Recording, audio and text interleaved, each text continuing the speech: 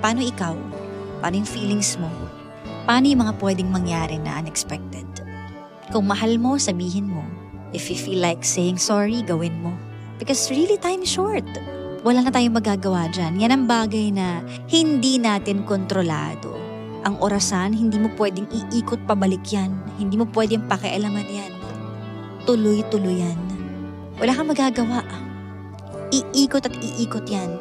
Dederecho at dederecho yung oras. Ikaw, nasaan ka sa pagdiretso ng oras?